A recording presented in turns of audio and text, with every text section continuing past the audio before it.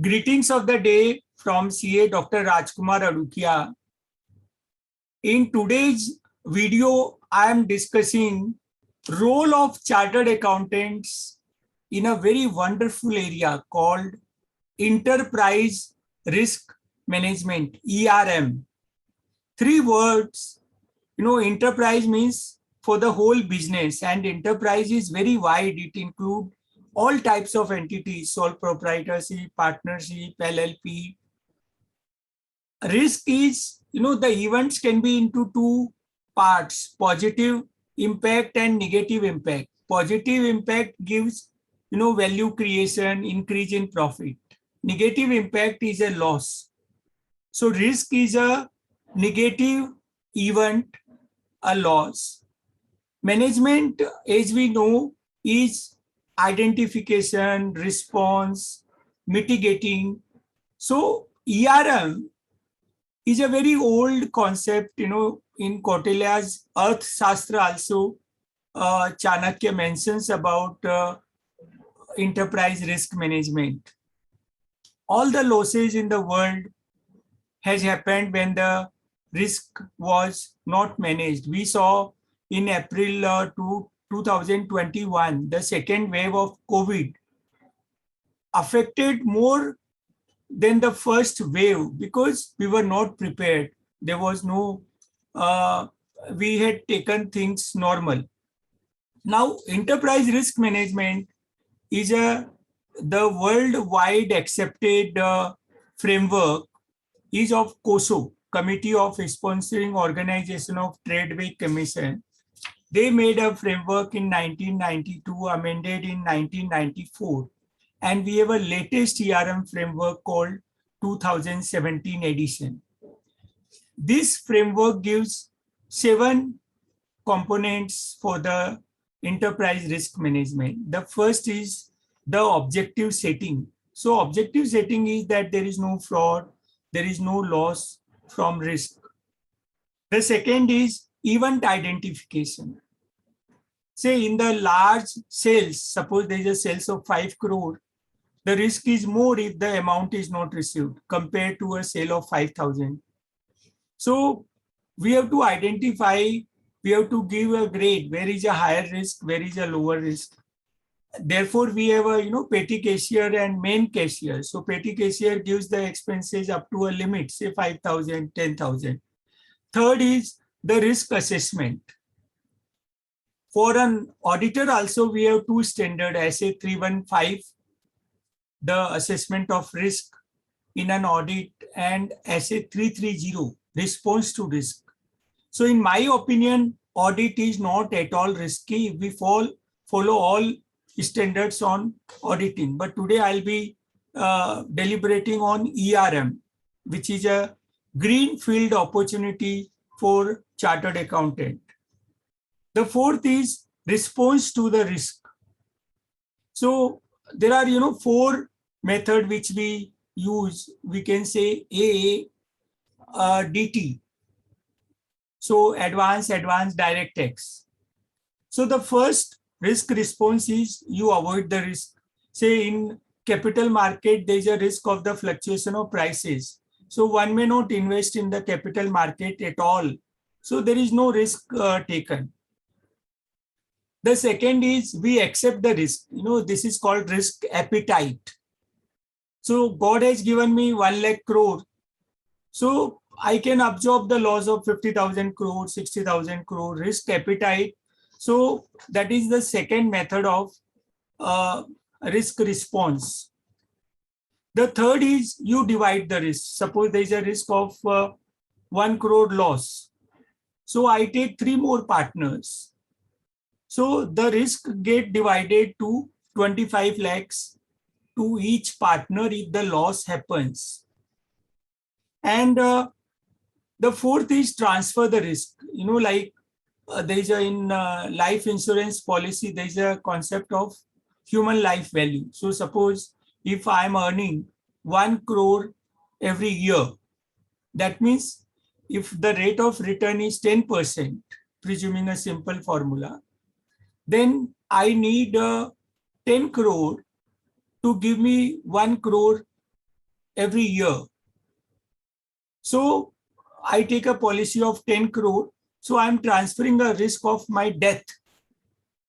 Similarly, suppose if I expect that I will spend 10 lakhs on medical expenses. So I take a Mediclaim policy of 10 lakh, pay whatever premium is there, X amount, 50,000, and there is a transfer of the risk. So the steps are objective setting, event identification, risk assessment, risk response. And the fifth is most important, control activities. And then information and communication. The transparency is the foundation of mitigation of losses and fraud prevention. And the last is monitoring, where we as a chartered accountant, we can make a risk management policy, we can do setting up of a risk department, we can assist in grading the risk weightage, and ERM audit, how the risk management policy is implemented. Now, various regulators have made the requirement of ERM, like under Section 134. Section 134 is a section where Board of Directors have to consider various items under subsection 3. So there are 17 matters on which the board has to report in a company. And one of the matter is a risk management policy, 134(3)(n). Apart from this, for mutual fund, SEBI has made a risk management framework. Reserve Bank has made a risk management framework for banks. PFRDA, Pension Fund Authority, has made a risk management framework for pension funds. IRDA has made a risk management framework for insurance companies, because risk is very, very important in every activity. Say we as a chartered accountant, we have various risks in our practice. So like suppose one major client who gives me say 5 crore in a year, there is a risk also. Suppose that client tomorrow decides to engage another chartered accountant, another professional. Suddenly the total professional income will reduce by 5 crores. So how to manage that risk? How to look for a new client? How to look for a new opportunity? Similarly, suppose there is a team member who may be exiting the organization. So there is a risk. So how to manage that risk? So we may have more of manuals. We may delegate others also. So job transferability is there. Now in the risk ERM, there are other models, and we have ISO 31000 for the risk management. We have a Casualty Actuarial Reporting Society who has given a framework.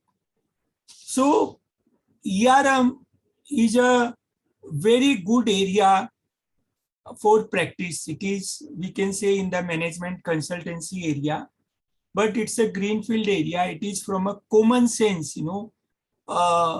area that we can build on. Like even in the internal audit, Reserve Bank has said risk-based internal audit. That means the areas in which, suppose bank has given they have various advances portfolio. So there is one advance of 500 crore. There are maybe 100 advances of 50 lakhs. So the risk in 500 crore advance is more compared to the smaller advances. So ERM is a subject where we can be specialist and we can do only that activity. We can have an industry domain specialization, and so everything happens twice. First in the mind and second time in reality. If I tell to myself, no, in ERM there is no work, who will pay, how will I get the client, then that will never happen in my life. But if I tell myself I am the #1 expert in ERM, so that is first step of saying. Then second step is I devote 4 hours, 2 hours every day. Google Baba is the biggest teacher. And I study ISO 31000. I study COSO ERM framework. I study the framework of there's a risk International Risk Management Society, and I learn from. I become, in Facebook and LinkedIn, we can be member of 6,000 groups. So I find out where are the risk management practitioners. So I become member of those risk management groups on Facebook and LinkedIn. I start posting on social media. Pure knowledge sharing is not at all a violation of any professional ethics or code of conduct. So, friends, this is a very good area to practice, and we must look at ERM as and ERM as a practice area, and we must add. I keep on adding to the bag of professional services which we provide. Every 6 months a new area, or every 3 months a new area. But my benchmark is that any new area do not take more than 80 hours, 80 reading hours or understanding hours to become more than a world level expert. And then we keep on learning till our last breath. So enjoy learning in ERM and practicing in ERM. Do subscribe to my YouTube channel. Do communicate to other chartered accountant colleagues about this YouTube channel.